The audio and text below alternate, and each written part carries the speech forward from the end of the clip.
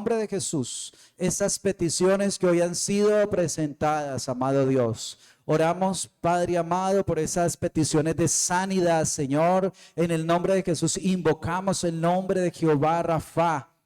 Él es nuestro sanador, Señor, el que sana a su pueblo. Oramos en el nombre de Jesús, Señor, que traiga sanidad sobre estas vidas. Oramos sobre Isabel, Señor, que complete la restauración de ella allí donde se encuentra en cuidados intensivos. Tú estás obrando, tú estás allí, tu Espíritu Santo está obrando en su vida.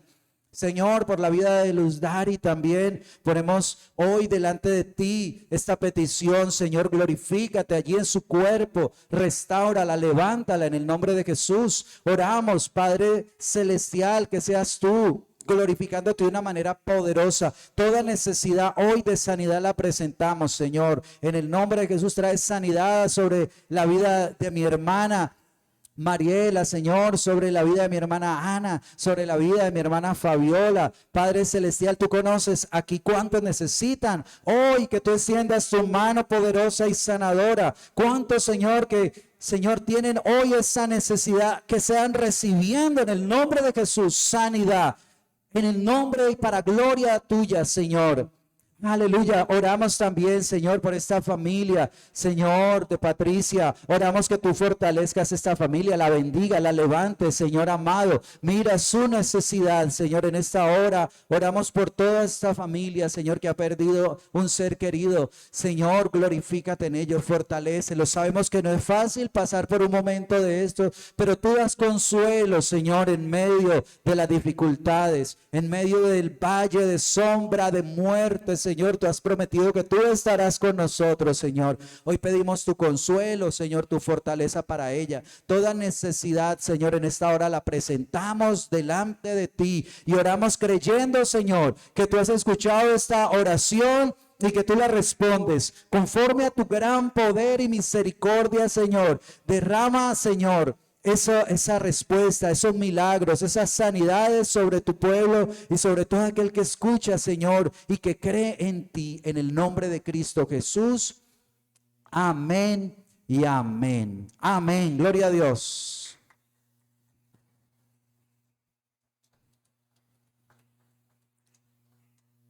Aleluya. Bueno, recordarles los que el material que vamos a trabajar el próximo año, ¿no? El libro de Una vida con propósito, para que lo tengan muy, muy presente.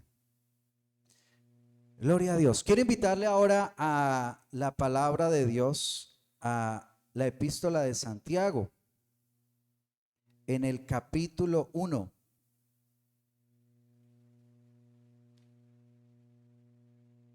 Santiago, capítulo, a partir del versículo 2. A partir del versículo 2 vamos a estudiar esta palabra. ¿Cuántos quieren que el Señor les hable? Amén. Gloria a Dios. Vamos a pedirle que sea el Señor hablándonos en esta mañana. Padre, oramos en el nombre poderoso de Jesucristo. Señor, oramos para que tú hables hoy a tu pueblo, Señor, que tú bendigas hoy a tu iglesia y a cada uno, Señor, de los que escuchan esta palabra. Señor, creemos que tu palabra edifica, que tu palabra exhorta, anima, que tu palabra consuela, Señor, que tu palabra es poderosa, Señor amado.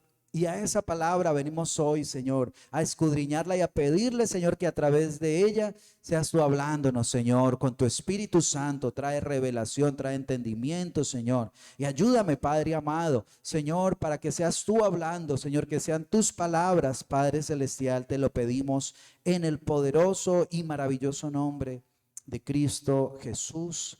Amén y amén. Amén. Yo no sé cuántos aquí tienen problemas. Amén. Todos tienen problemas. Bendito sea el Señor.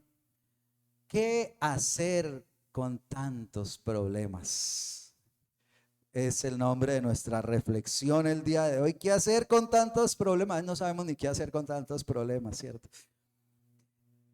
Y Algo muy especial es que Santiago capítulo 1 versículo 2 nos da, bueno, ese pasaje de ahí en adelante, a pesar, mire, de la distancia, ¿no? Porque Santiago vivió hace casi 2000 años, es rato ya, un tiempo muy diferente, una cultura muy diferente, una geografía muy diferente, una situación política y económica muy diferente.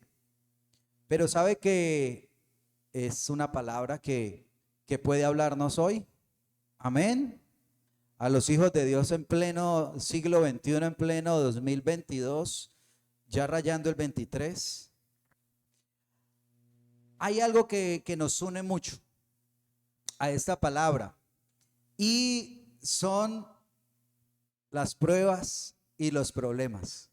Como que siempre están, ¿no? Nunca se van las pruebas, los problemas, siempre están allí.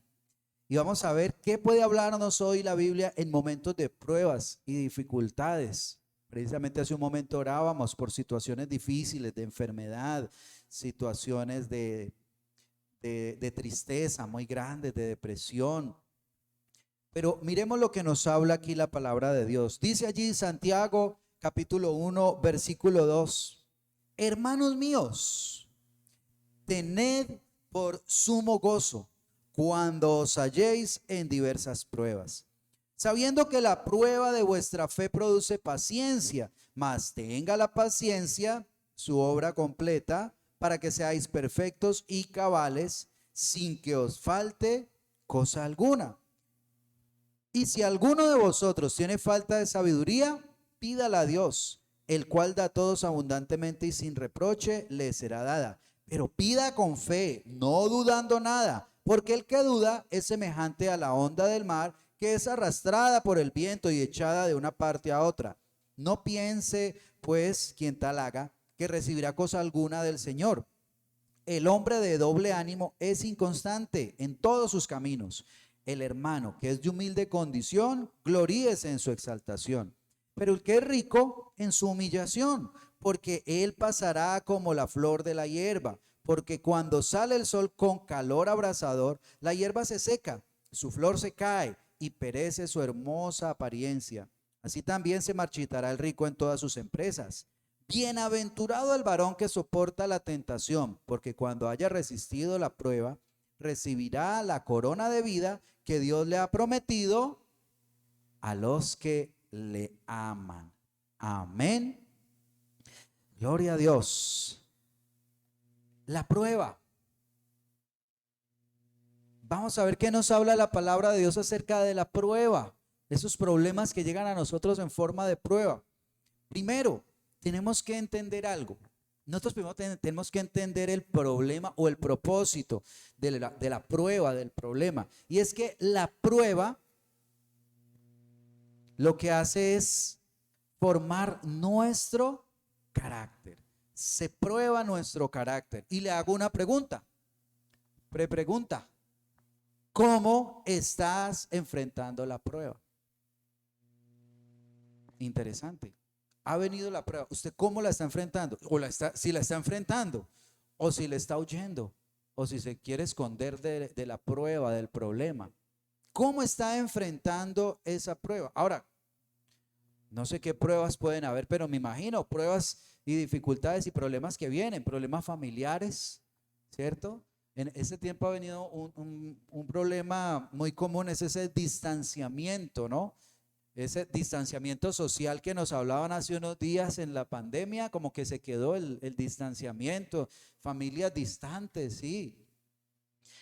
Problemas psicológicos causados precisamente también por el encierro. Muchas personas quedaron con una tristeza, quedaron como con una amargura, no sé, como, bueno, cosas también, cosas provocadas también por la enfermedad, ¿no? Porque pues muchos perdimos conocidos, seres queridos, amigos. Entonces ha traído todas esas consecuencias. Ahora, otra prueba, precisamente la enfermedad, también es una prueba. ¿Cómo enfrenta uno una prueba de esas, de una enfermedad? o la pérdida precisamente que hablamos hace un momento de un ser querido, o los hijos. Yo no sé si me pasa a mí, pero como que los hijos ahorita tienen problemas más grandes que los que tenían hace 2 y 3 años, ¿no? Ya son como los problemas se han crecido.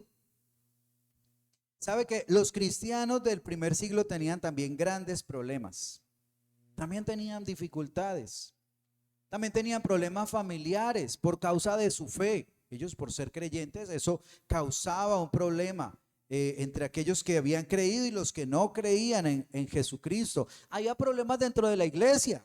Y ya también habían problemas dentro de la iglesia, habían diferencias el uno con el otro y situaciones así.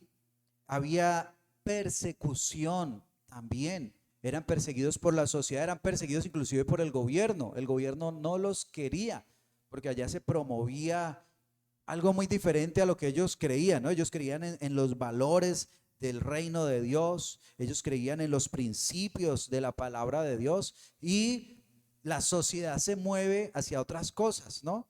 El gobierno no le gustaba que la gente buscara a Dios porque quería que la gente fuera adorara prácticamente al emperador, siguiera al emperador. Y entonces seguir a Cristo se oponía al propósito que ellos tenían. Entonces tenían también cantidad de dificultades económicas. También en ese tiempo habían. Pues no sé allá cómo les habrán subido la gasolina, pero hay situaciones difíciles. No, porque en ese tiempo no había gasolina. Ahora, ¿cómo se siente usted cuando está en la prueba? A ver, ¿cómo se siente usted cuando está en la prueba? Abrumado, ¿cierto? Lo natural de la prueba, porque la prueba es vivir una situación difícil, ¿cierto? Y la respuesta natural, ¿cuál es? Preocupación, ¿sí? ¿Están de acuerdo conmigo? Tristeza, la intranquilidad, ¿cierto? Todos estos sentimientos vienen a nosotros. ¿Cómo voy a manejar esta prueba? ¿Cómo voy a manejar este problema? Pero entonces nos encontramos aquí que Santiago, que le está escribiendo a la iglesia, y le está diciendo, hermanos míos, tened sumo gozo. Oiga, lo tremendo, no le dice tengan gozo, ya que ya es duro tener gozo, ya eso es un reto, tener gozo. Pero dice tengan sumo gozo, o sea, estén sumamente felices, victoriosos, siéntanse dichosos ustedes en un momento de una prueba como la que están viviendo. Había que considerarse muy, no solamente dichoso, sino muy dichoso, con mucho gozo. Tremendo, ¿cierto? Entonces, ese Santiago, ¿será que es que no entiende los problemas por los que yo estoy pasando? ¿O qué será lo que le pasa que me ande diciendo que me goce yo con este problema, con esta enfermedad, con escasez, con dificultades allí? Y es que gócese. ¿Será que es que Santiago no entiende? Sí, Santiago sí entiende. Precisamente por eso nos dice que tenemos que estar gozosos. Ahora, el detalle, como le digo, es cómo vemos el problema, cómo vemos la prueba, su punto de vista, ¿cuál es? Y entonces Santiago no está mirando allí lo momentáneo, él está viendo algo mucho más grande. ¿Y qué es eso más grande? Que nosotros tenemos que mirar a la luz de la eternidad. Nosotros en esta tierra estamos de paso. Entonces las pruebas se van a presentar, sí o sí, se van a presentar, pero tienen un propósito. ¿Cuál es el propósito? Uno de los propósitos de la prueba, que la fe se fortalece. Mire, dice allí en el versículo 3, sabiendo que la prueba de vuestra fe produce paciencia. Cuando le dice tengan gozo, porque ustedes saben que la prueba de la fe produce paciencia. Ese es el motivo del gozo del que está hablando allí Santiago, que esa prueba va a producir paciencia. ¿Cuántos quieren desarrollar paciencia? Amén. Aquí nosotros sabemos que pues algunos dicen, ¿no? Que no pida paciencia porque le llegan más pruebas, pero eso es completamente falso. No, la palabra nos muestra que el Señor quiere que desarrollemos paciencia, ¿cierto? El Señor quiere que formar un carácter en nosotros. a la imagen de su Hijo. Así que Él le va a enviar las pruebas. Así usted no le pida paciencia, no se preocupe. Así usted no se lo pida, el Señor le va a ayudar y le va a mandar pruebas para que fortalezca su fe, para que fortalezca su carácter. Amén. Dios quiere que todos desarrollemos paciencia o perseverancia, que es prácticamente lo mismo, ¿sí? Paciencia o perseverancia. Él quiere que la desarrollemos. Tampoco podemos pensar en la prueba o en los problemas como un castigo, porque a veces decimos, no, es que creemos que todos los problemas son un castigo. No, algunos sí, algunos problemas nos los buscamos, ¿cierto? Cuando hacemos cosas que no supimos hacer, y entonces viene la consecuencia de esa situación y es un problema, se convierte en un problema, una palabra maldicha, una acción que se realizó mal o algo que se dejó de hacer y después eso trae una consecuencia, ¿cierto? ¿Qué día no cerramos allá la llave del agua? Se nos olvidó. Eso ya no es culpa del Señor. Se fue el agua y se nos olvidó esa llave y después, ¿te imaginas cómo encuentra la casa allá? Bueno, situaciones de estas son problemas que nos buscamos, pero entonces todos los problemas no son consecuencias o castigos, porque entonces tendríamos que decir que el Señor Jesucristo tendría que haber hecho muchas cosas malas para el castigo y las pruebas que Él pasó, ¿sí o no? Que Él fue a la cruz. ¿Qué más grande castigo, si fuéramos a llamarlo castigo, que ese? Pero no, Él no fue allí por un castigo. Los apóstoles, todos pasaron por pruebas. Según la información oficial de última hora que nos llega, todos los apóstoles murieron martirizados. Se cree que quizás Juan apóstol, el que escribió el Apocalipsis, fue el único que no murió martirizado. Pero yo tengo mis dudas. Yo creo que él murió también. Pero bueno, no tengo la información. No, aquí no vamos a... No tengo la información, pero yo creo que él murió también en una prueba. Él fue martirizado también. Entonces, no podemos pensar en la prueba como un castigo. Muchas pruebas vienen permitidas por Dios, otras producidas por Dios para probar nuestro carácter, para fortalecer nuestra fe. Yo no sé cuántos el tiempo de la pandemia les ha ayudado a fortalecer la fe. Amén. Yo creo que mucho, ¿cierto? Amén. Hemos sido fortalecidos en medio de esto y ha crecido nuestra fe, gloria a Dios. Pero dice la palabra también allí, mas tenga la paciencia su obra completa para que seáis perfectos y cabales sin que falte cosa alguna. O sea que hay que perseverar ¿hasta cuándo? Hasta el final, ¿cierto? Sin que nos falte cosa alguna. Tiene que ser la completa. La paciencia, no la podemos dejar en la mitad, sino que debe llegar hasta el final. Ahora, ¿hasta el final de qué? Aquí se puede referir hasta el final del problema que se está pasando, ¿cierto? Tener paciencia y superarlo hasta el final. Puede también significar hasta el final de nuestra vida, cuando partamos de esta tierra, o puede ser hasta el final cuando venga el Señor. Y mire que allí mismo, en el mismo Santiago, en el capítulo 5, nos da muestras de que puede referirse a eso. Precisamente el versículo que se leía ahora al iniciar el culto, capítulo 5, versículo 7. Mire lo que dice allí el capítulo 5, versículo 7 del mismo Santiago. Dice, por tanto, hermanos, tened, ¿hasta cuándo? Hasta la venida del Señor. Hasta la venida. Dice, mirad cómo el labrador espera el precioso fruto de la tierra, aguardando con paciencia hasta que reciba la lluvia temprana y tardía. Ellos cosechaban y ellos tenían que esperar ¿qué? La lluvia. O sea, de ellos dependía el sembrar, ¿cierto? El trabajo que se hace en la tierra. Para que eso diera fruto se necesita la lluvia. Ellos no pueden producir lluvia. Ahora, ellos necesitaban la lluvia temprana y la tardía. Eran dos estaciones donde llegaba la lluvia, ¿sí? Entonces, cada una era necesaria para que pudiera dar esa cosecha. Cuando iniciaba a sembrar, venía esa lluvia. Y ya finalizando, también pasaban 6 meses, nuevamente venía una temporada de lluvia donde les ayudaba y ellos esperaban con paciencia que el Señor derramara esa lluvia para poder recoger esos frutos. Asimismo dice que nosotros tenemos que tener paciencia desde que empezamos hasta que terminemos, hasta que el Señor venga o hasta que nos vayamos de esta tierra. Esperar pacientemente, aunque se demore mucho tiempo, y soportar la prueba, soportando la prueba con paciencia. Amén.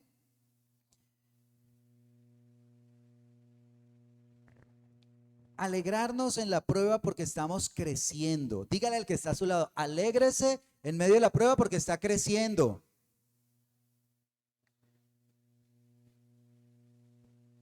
¿Cuántos creen que están creciendo a través de la prueba? Amén. Y esa es la meta. Esa es la meta, crecer. Aquí no es vivir así sin problemas. Necesitamos las pruebas para que nos fortalezcan. Hacían un ejemplo de una plantica, de esas que nacen no me acuerdo cómo se llaman, en un ambiente especial, cuidado, que no reciben sol, un invernadero, y que le sacan de allí y lo colocan afuera. ¿Sabe qué pasa con la matica? No está preparada para esas condiciones. Necesita fortalecerse, ¿cierto? Necesita estar fuerte. Asimismo, nosotros necesitamos estar fortalecidos. La prueba entonces desarrolla el carácter. Amén. Y en la prueba necesitamos desarrollar el carácter. La prueba nos lleva a eso, a desarrollar ese carácter. Ahora, lo segundo, en medio de la prueba es que se prueba también nuestra sabiduría. Y aquí esta pregunta me gustó. ¿Qué haces cuando no sabes qué hacer? Tremendo, ¿no? ¿Qué hace cuando no sabe qué hacer?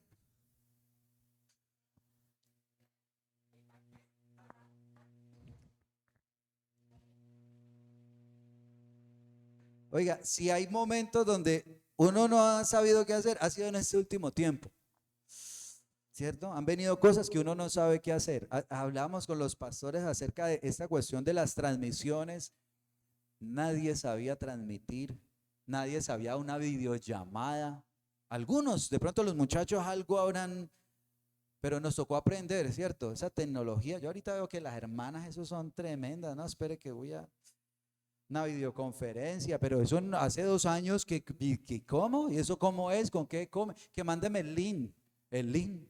¿Qué es eso del link? Oiga, cosas tremendas, ¿cierto? Ha tenido que ser probada nuestra sabiduría. Hay cosas que todavía muchos están pidiéndole, Señor, ¿me vacuno o no me vacuno? Están necesitando la sabiduría de Dios. Pastor, dígame, ¿me vacuno o no me vacuno? Sabiduría. Se necesita mucha sabiduría. ¿Qué hago con unos hijos que están creciendo y que tienen esos problemas más grandes? Dios mío. Yo me acuerdo que el problema con Sebastián era llevarlo allí al colegio. Ese era el problema. No, pues, ¿qué problema va a ser, cierto?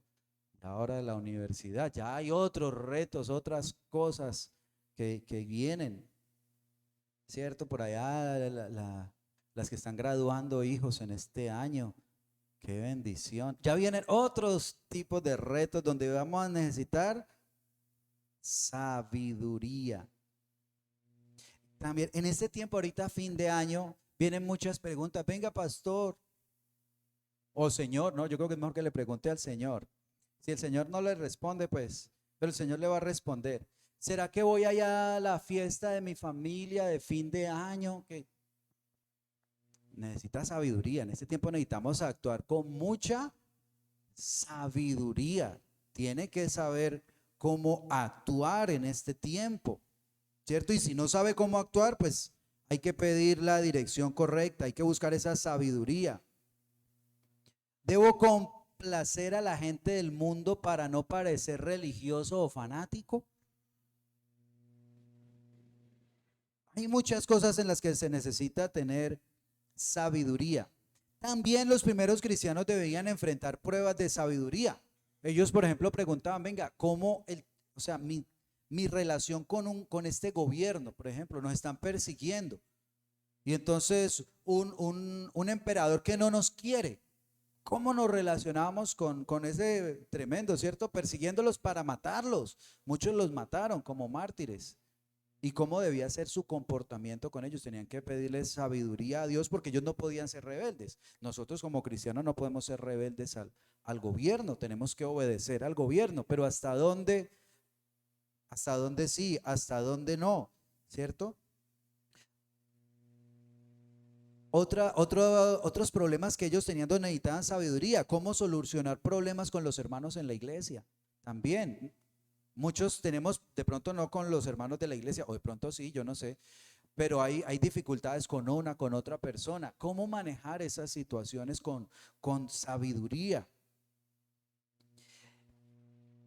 Pedir sabiduría a Dios. Eso es lo primero que nosotros debemos hacer en medio de la prueba. Amén. Dice el versículo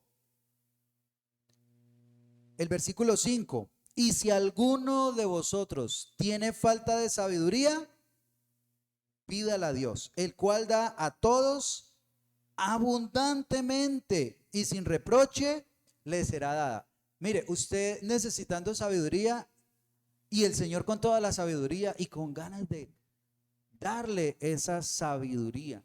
Cuando recibimos, el Señor nos muestra en alguna situación lo que debemos hacer. Uno actúa con esa confianza de que está haciendo la voluntad de Dios, ¿cierto? No sabe, Señor, voy por aquí, voy por allá, ¿qué es lo que tengo que hacer en esta situación? Y viene el Señor y le trae respuesta. Y eso es lo que el Señor quiere. Él quiere darnos esa sabiduría. Ahora, algo que hay que entender es ¿qué es sabiduría según la Biblia? ¿Qué es sabiduría según lo que nos está hablando aquí Santiago? Porque cada uno puede tener una definición de sabiduría. Sabiduría para muchos es conocimiento, inteligencia, ¿cierto? Saber bastantes cosas. Esa es una definición incompleta de la sabiduría según la Biblia, la que habla del conocimiento. Sabiduría es el conocimiento que se pone en práctica. Amén. ¿Qué es sabiduría? Eso. No es solamente usted decir yo sé, porque hay gente que sabe mucha Biblia, pero no lo aplica, ¿cierto? No vive su vida de acuerdo a eso. Entonces, eso no es sabiduría. Tiene un conocimiento y es bueno el conocimiento, sí es bueno, pero no es suficiente. Se necesita la sabiduría, poner en práctica ese conocimiento. Mire, la sabiduría la da Dios. ¿Usted sabe cuál es el libro que más habla de sabiduría? Proverbios. Y Proverbios precisamente empieza hablando de sabiduría, de lo que es realmente esa sabiduría. Dice Proverbios 1:7, el principio de la sabiduría es el temor de Jehová. Ese es el principio de la sabiduría. O sea, la sabiduría, también ahorita la definición del conocimiento que se pone en práctica quedó incompleto, porque es el conocimiento que se pone en práctica de acuerdo a la voluntad de Dios. Amén. De acuerdo a la voluntad de Dios. Proverbios 1:7. Ahora, Proverbios 2:6 dice, porque Jehová da la sabiduría. ¿Quién da la sabiduría? Y de su boca viene el conocimiento y la inteligencia. De él viene la sabiduría. O sea, el mundo tiene sabiduría, pero no es la de Dios. No es la sabiduría de Dios. Y eso nos lo muestra allí mismo Santiago. En Santiago capítulo 3, versículo 13, le está hablando a estas mismas personas y explicándoles acerca de la sabiduría. Y mire lo que dice 3:13. ¿Quién es sabio y entendido entre vosotros? Muestre por la buena conducta. ¿Por la buena qué? Conducta, sus obras en sabia mansedumbre. Ahí está hablando. ¿Quién es sabio? ¿Es sabio? Listo, muéstrelo con su conducta.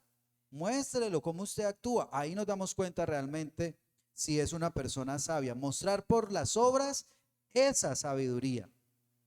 El versículo 17 ahí mismo en el capítulo 3 dice también, pero la sabiduría que es de lo alto es primeramente pura, después pacífica, amable, benigna, llena de misericordia y de buenos frutos, sin incertidumbre ni hipocresía. Y el fruto de justicia se siembra en paz para aquellos que hacen la paz. Ahí está definiendo también lo que es sabiduría. Mire todos los ingredientes que tiene: misericordia, benignidad, dice que es pacífica, pura, pacífica, amable, benigna, llena de misericordia, de buenos frutos, sin incertidumbre.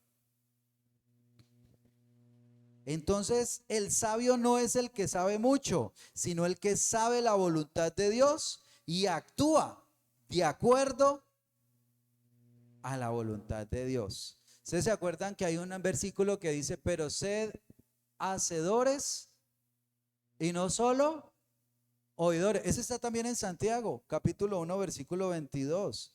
Ahí él también está hablando de eso. No solamente oidores, dice, engañándoos a vosotros mismos. Porque cree que porque oye la palabra y porque conoce versículos de memoria, ya es sabio. Entonces dice, no, no se engañe. Sea hacedor de la palabra y no solamente oidor, engañándoos a vosotros mismos, porque si alguno es oidor de la palabra, pero no hacedor de ella, este es semejante al hombre que considera en un espejo su rostro natural, porque él se considera a sí mismo y se va y luego se olvida de cómo era. Mas el que mira atentamente en la perfecta ley, la ley de la libertad, y persevera en ella, no siendo oidor olvidadizo, sino hacedor de la obra, este será bienaventurado en lo que hace. Amén. Allí nos explica que tiene que ir acompañada de acción, de obras, esa sabiduría. Entonces, hay otra cosa, ¿no? A veces recibimos el conocimiento, a veces el Señor muestra qué hacer. Y viene entonces la otra pregunta es si ya tomó la decisión que Dios le mostró que tiene que tomar, ¿cierto? Muchas veces ya Dios ha mostrado, pero dice, ¿será que sí? ¿Será que no? Está indeciso. Y aquí dice que es sin incertidumbre, con confianza. Si Dios le mostró, hay que hacer lo que sea la voluntad de Dios. Amén. Ahora, ¿cómo debemos pedir esa sabiduría? Con fe. Esa sabiduría se pide con fe. Esta sabiduría, esta fe que está hablando aquí no es la fe de la salvación. Esa es esa confianza en Dios, ¿sí? Esa certeza, amén, en el Señor. Y entonces demuestra su fe con su forma de actuar. Es curioso que la sabiduría y la fe los une algo, la acción. La sabiduría la tiene que acompañar la acción y la fe la tiene que acompañar la acción. Si yo digo que creo, yo actúo de acuerdo a lo que creo, ¿cierto? Mira, ahí mismo en la palabra de Dios, en el mismo Santiago 2:14, dice, hermanos míos, ¿de qué aprovechará si alguno dice que tiene fe y no tiene obras? ¿Podrá la fe salvarle? Y dice más adelante, en el versículo 17,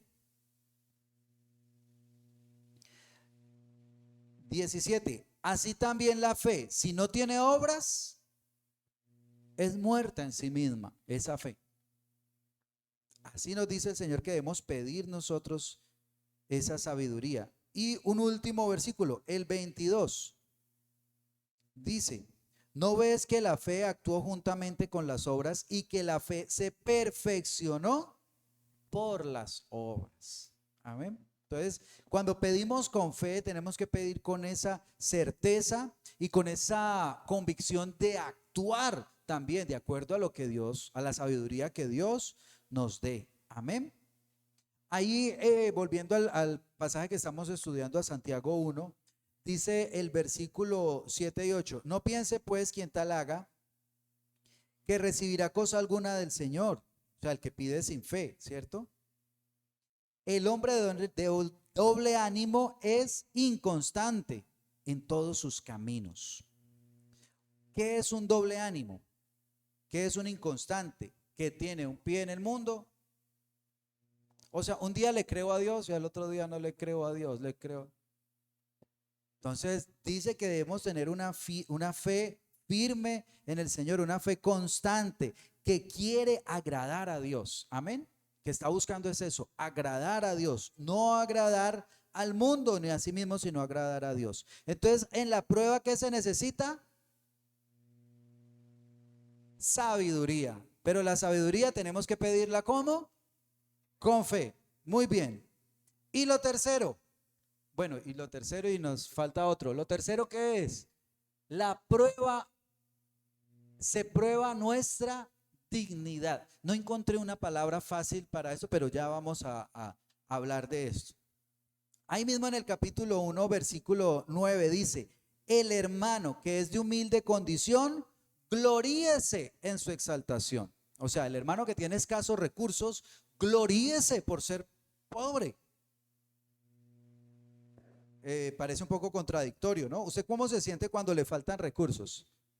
Si en medio de un grupo de personas están personas más adineradas que usted y llega uno ahí de pronto llegan en buenos vehículos, ¿cierto? Son personas prestantes de la sociedad y llega uno allá, ¿cómo se siente?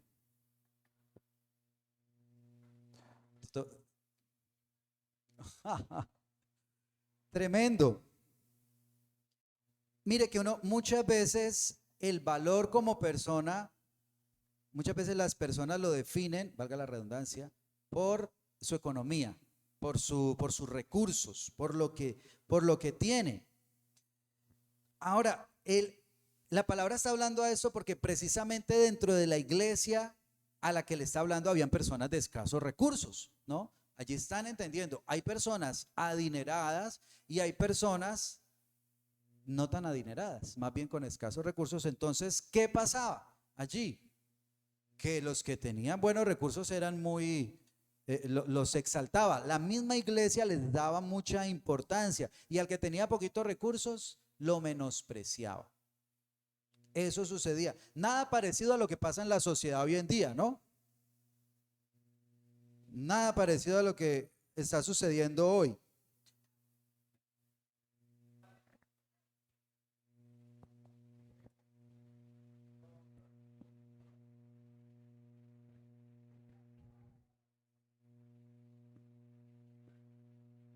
Es,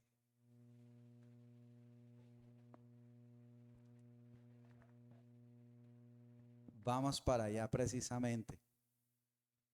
Tremendo, está conectado, así es. Mire, ahora, primero vamos a colocarnos en nuestro contexto en este tiempo, ¿no? Porque hemos visto que muchos problemas con la iglesia de ese entonces parece que tienen relación con nosotros, ¿no? Ahora, la parte económica, ¿cómo han visto la economía últimamente de nuestro país,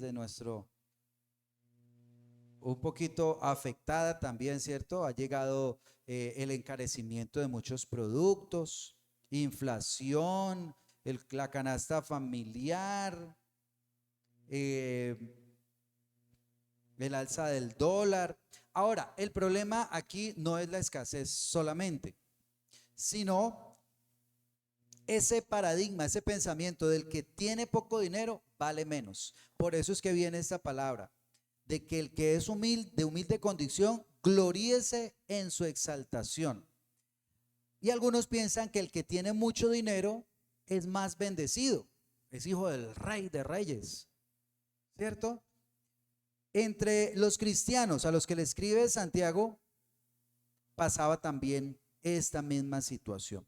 Entonces, primero que todo, mire que está diciendo el hermano que es de humilde condición, o sea, este era un hermano, era creyente, era de la iglesia, por eso le está diciendo que se puede gloriar.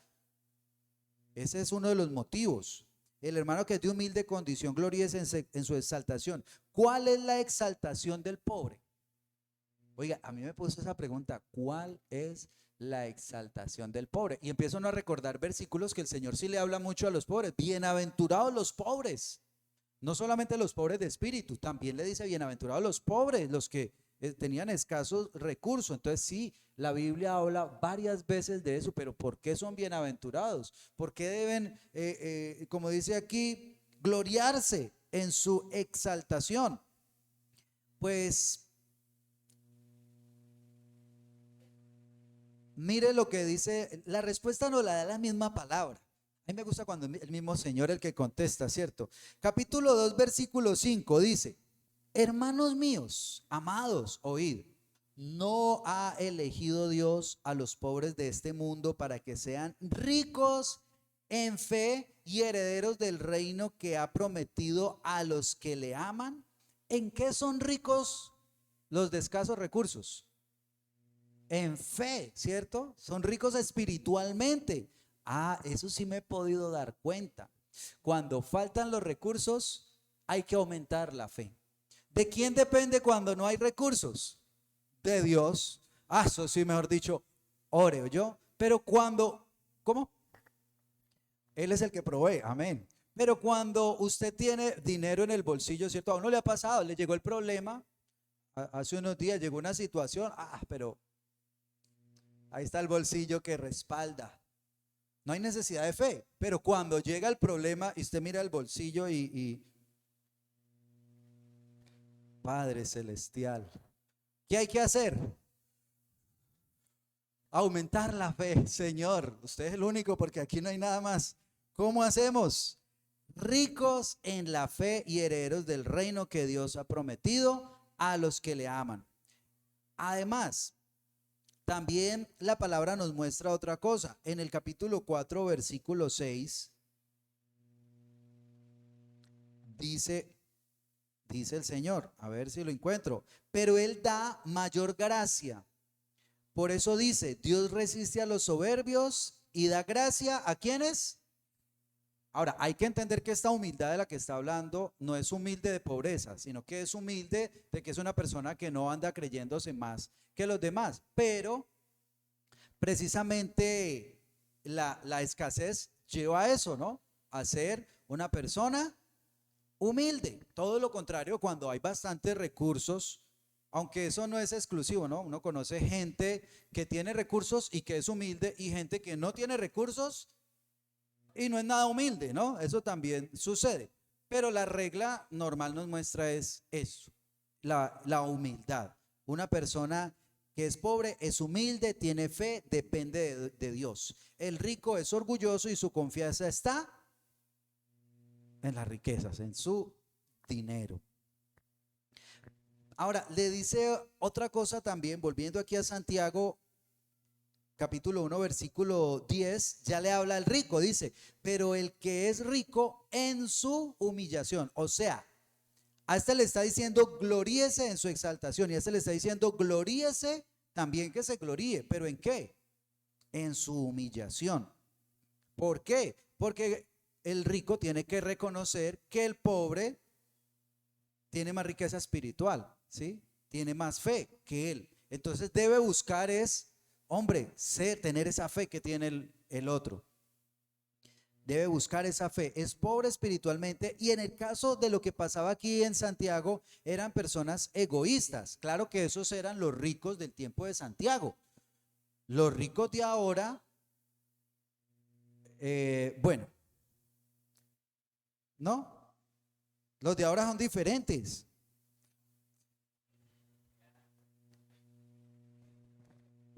Así es, ese es el detalle. Es una condición, es una condición. Entonces, ¿cuál es el problema? Que han sido egoístas y que piensan morir con mucho dinero. Por ahí hay una historia también en uno de los evangelios que dice que ahorita voy a hacer unos graneros más grandes y voy a llenar eso. Y cuando llegan y le dicen, venga, vienen por su alma en esta noche. Y lo que usted ha preparado, ¿qué? ¿Para quién va a quedar? ¿Eso qué? Ahí se quedan esas riquezas, eso es pasajero, pero su alma, ¿qué va a pasar con su alma? Esa debe ser la preocupación.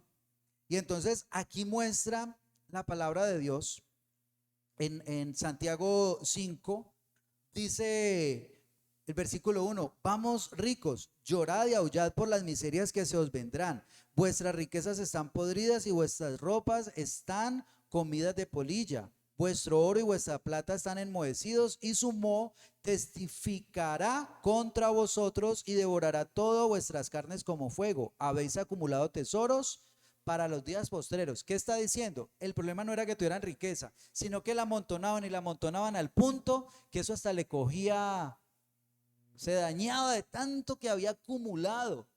O sea, no había sido eficiente, no había administrado bien, porque eso lo pudo haber administrado para ayudar a muchas personas, para producir con eso, para que muchas personas más se pudieran beneficiar. Las riquezas son pasajeras. Nuestra fe y dignidad en el Señor es mucho más valioso. Por eso dice, gloríese. Amén. Por eso le dice, gloríese, le dice al humilde. Porque tenemos que tener claro nuestra identidad en Dios. Eso es lo importante. En la prueba necesitas tu identidad. Cuando usted está pasando prueba, necesita usted recordar quién es usted, en quién confía usted, cuál es su riqueza real. ¿Sí? Esa fe. Conocer su valor como hijo de Dios. Amén. Ahora, y cierra en un último versículo que es el versículo 12 y la otra diapositiva dice así, se prueba nuestro enfoque. También hay que tener en cuenta eso en los problemas, que en los problemas se prueba nuestro enfoque. Ahora, la pregunta aquí, ¿usted vive teniendo en cuenta su encuentro con el Señor? ¿Todos los días tiene en cuenta eso? Cuando le llega el problema, usted dice, esto es una prueba, pero yo tengo que tener mi mirada es allá, en el cielo. Nuestro paso en esta tierra es pasajero. Las pruebas son solo medios para perfeccionarnos. ¿Para qué son las pruebas? Para perfeccionarlo. Dígale al que está a su lado, las pruebas son para perfeccionarnos. Entonces debemos vivir teniendo en cuenta la venida del Señor y su recompensa. Mire lo que dice ahí en el versículo 12. Dice, bienaventurado el varón y la mujer también, ¿no? Que soporta la tentación. Ahora, esta palabra tentación resulta que estudiando es la misma palabra prueba y tentación. ¿Sí? Sino que aquí la tradujeron como tentación, pero es igual que la palabra prueba. Ahora, son diferentes en su propósito, ¿no? La tentación tiene el propósito de destruirlo, tiene el propósito de que usted caiga, tiene el propósito de alejarlo de Dios. Esa es la tentación, la que lo lleva a pecar. La prueba no. La prueba es algo que puede venir de parte de Dios. La tentación nunca va a venir de Dios.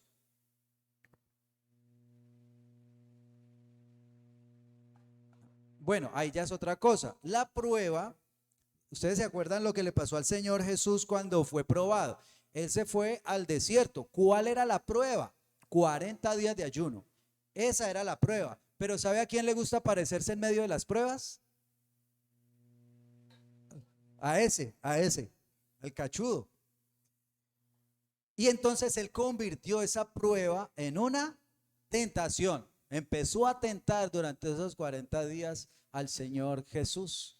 Atrevido, ¿cierto? Es que tentando al Señor Jesús. Entonces lo mismo pasa. También puede venir la prueba viene de Dios. Pero si uno se descuida, mucho cuidado, que puede llegar también la tentación.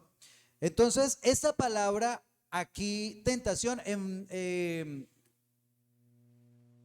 cuadra mejor con la palabra prueba, ¿sí?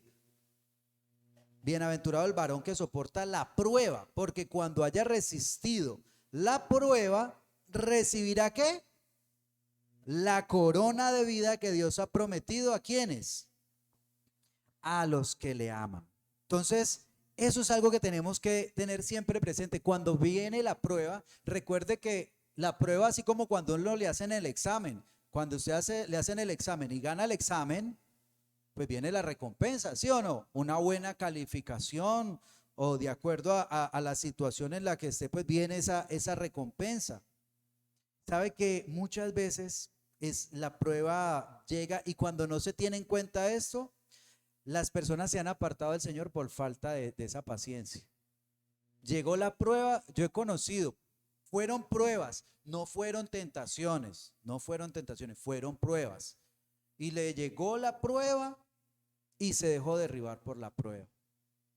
No tuvo la paciencia, como dice aquí, que tenga su obra completa hasta el final. Muchos inclusive han dejado hasta el llamado de Dios. Dios los llamó a un servicio especial y han dejado ese llamado porque no tenían claro el enfoque allá en la recompensa, en el Señor, en que esto aquí es pasajero. Esto va a pasar, no importa si hay abundancia, si hay riqueza, si hay pobreza, si hay enfermedad, si hay salud, si todo en la familia marcha bien, si todo en la familia marcha mal, todo eso se va a acabar.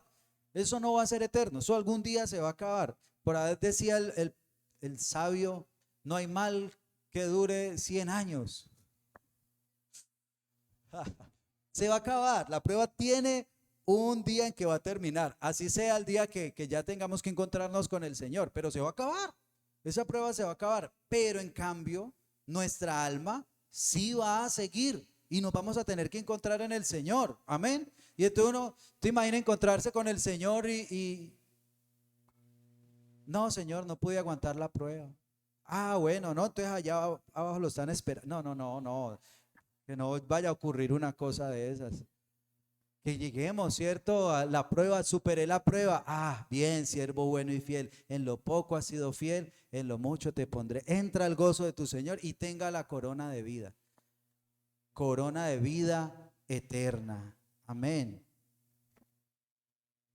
Amén. Apocalipsis capítulo 2. Quiero cerrar con este versículo. Yo no sé si tiene algo que ver, pero me gustó. No, mentira, sí, mire lo que dice este capítulo 2, versículo 10 de Apocalipsis. Escuche esto. No temas. 2:10. Apocalipsis 2:10. No temas. Yo no sé a cuánto le está hablando el Señor. No temas en nada lo que vas a padecer.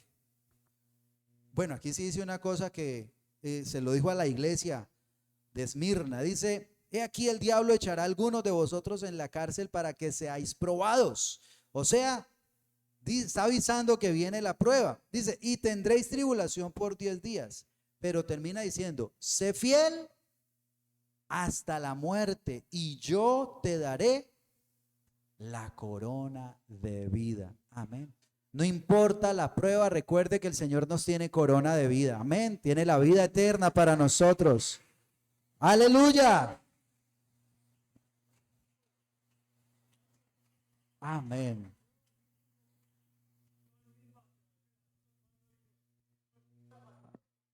Amén. Sean conocidas delante de Dios nuestras peticiones. Amén. Vamos a orar y vamos a poner delante de Dios todas esas peticiones, todas esas situaciones, todos esos problemas, que nos ayude a entender, a ver los problemas como Él los ve, como esas pruebas pasajeras, que eso va a pasar. Que el Señor lo que está haciendo es perfeccionando cada día nuestra vida. Aleluya. Gracias te damos, Señor. Gracias. Gracias, Señor. Dígale, Dios, toda prueba hay que superarla, Señor, en ti. Toda prueba hay que superarla. La superamos, Señor, con nuestro carácter, Señor, con nuestra paciencia, en el nombre de Jesús. Que ninguna prueba, Señor, le gane a mi paciencia. Señor, si hay una prueba muy grande, pues dame una paciencia más grande, dame una fe más grande para saber que tú reinas en los cielos, que tú eres más grande que cualquier problema que pueda haber, Señor.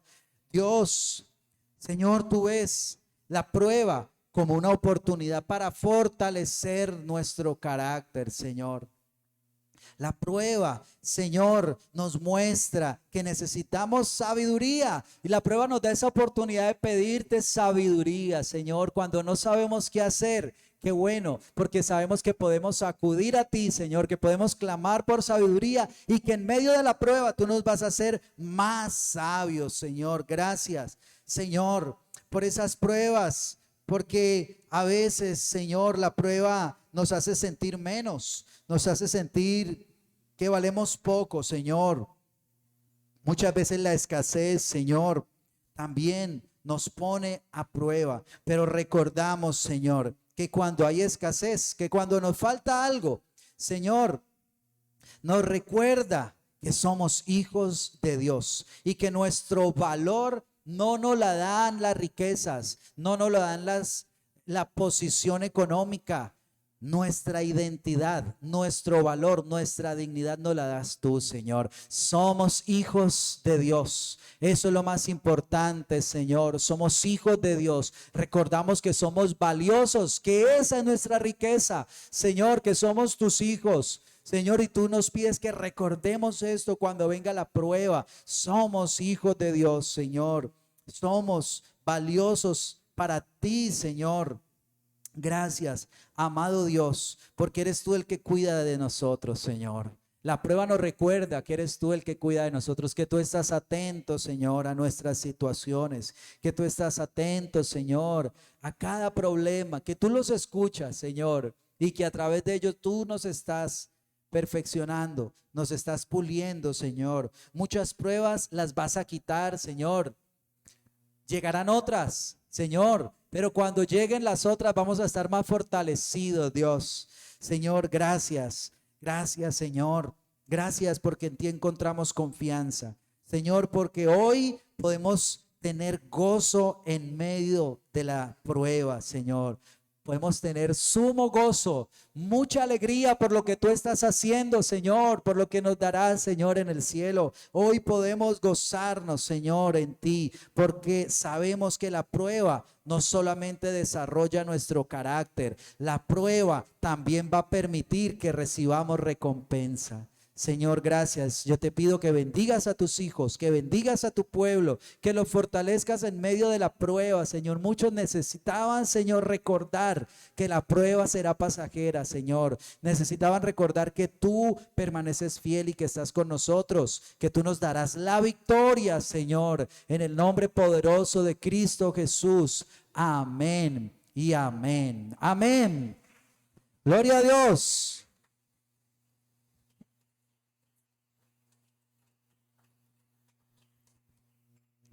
Amén.